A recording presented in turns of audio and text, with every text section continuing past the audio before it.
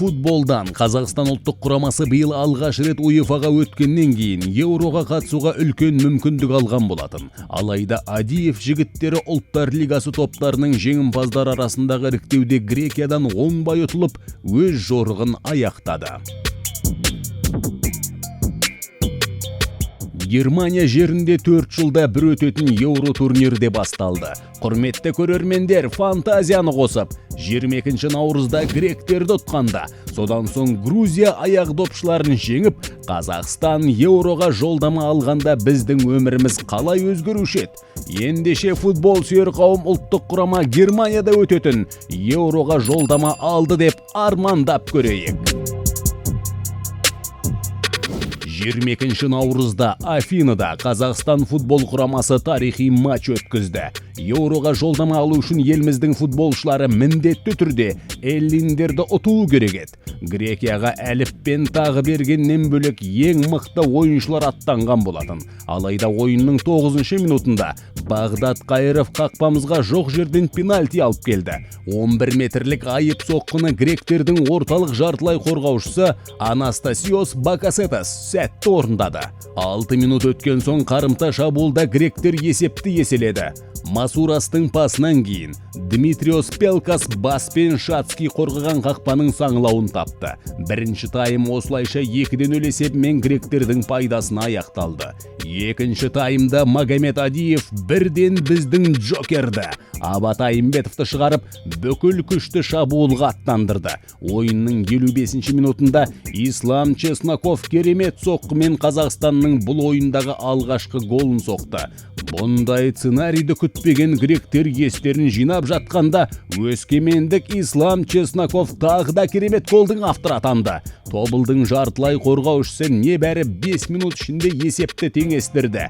Негізгі уақыт тең есеппен аяқталды деп тұрғанда, біздің жігіттер пенальти тебуге мүмкіндік алды және де пенальтиді құраманың джокері Абат Айымбетов сәтті орындап Қазақстанға жеңіс алып келді.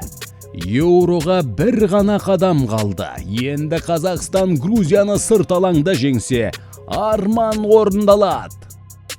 Грузия құрамасы өз алаңында Люксембургты ұтып, бұл іріктеу финалының фавориті ретінде ойынды керемет бастады. Біздің құрамаға Нұралы Әліп пен Асхат тағы берген қайта оралды. Алғашқы 20 минутта грузиялықтар біздің қақпаға 3 қауіпті соққы бағыттап та үлгерді.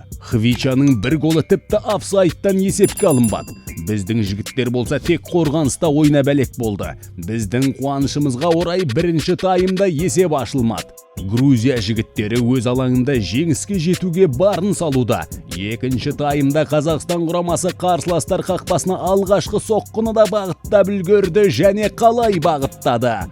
Гол салдық! Асхат тағы бергеннің керемет пасынан кейін жас қайраттық Әділет Садыбеков есеп ашты. Керемет стандарт, маңызды гол. Грузия құрамасы бірден 2 ойыншысын алмастырып, тактикасын өзгертті. Алдыңғы шепте енді 1 емес 3 ойыншы шабуылда болды. Бағана ашық қақпаға гол сала алмау жалпы біздің батырларға сәттілік серік болып, Қазақстан ұлттық құрамасы өз тарихында алғаш рет Еуро турниріне жолдама алды. Тбилисиде Грузияны жеңіп, Қазақстан құрамасы Еуроға жолдама алды. Сүйінші! Құрметті достар, біздің арнаның дамуына өз үлестеріңізді қосуды сұраймыз. Біздің арнаға міндетті түрде тіркеліңіз, лайк басып комментарий жазыңыз. Қазақ футболын бірге дамытайық. Қазақстан құрамасы жеребеге сәйкес F тобына жолдама алды. Бұл топта атақты Криштиану Роналду бастаған Португалия құрамасы, жас талантты футболшылары бар Чехия командасы және біздің бауырлар Түркия құрамасы бар еді. Әлемдік рейтингте 100-ке де кірмейтін Қазақстанды бұл додаға кім дайындайды деген сұрақта халықты мазалатты. Ахматты қатар баптап жүрген Адиевті Рамзан Қадыров жібермеді.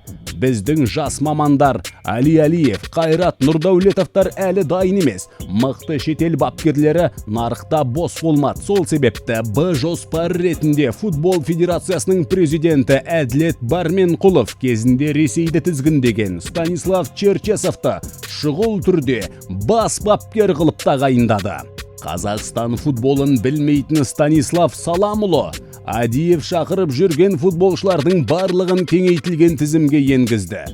Еуроға 2 апта қалғанда бас бапкер 26 футболшылардан тұратын тізімді тікелей эфирде жариялады. Сонымен Германияда өтетін Еуроға Қазақстан атынан осы экранда көрсетілген футболшылар аттанады.